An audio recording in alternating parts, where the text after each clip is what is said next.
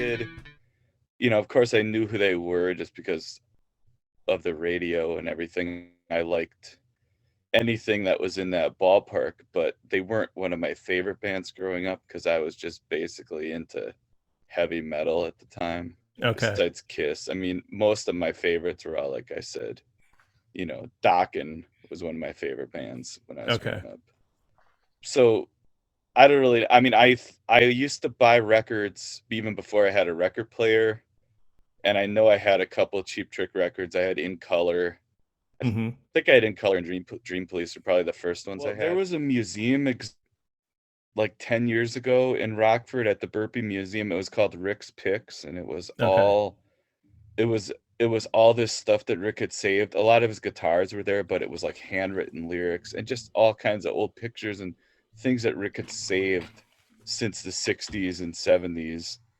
And I went to that twice, but the second time I went was the very last day of the exhibit. It went for like 2 months maybe. Mm-hmm.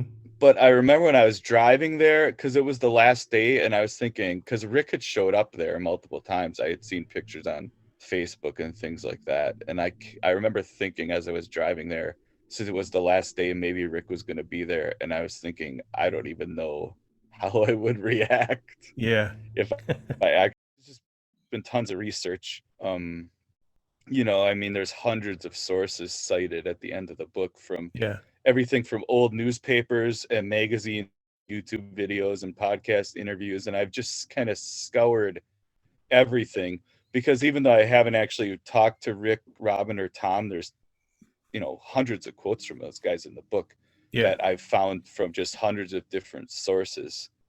Um, Did you and then, try to yeah, did I you try to tried. reach out to them?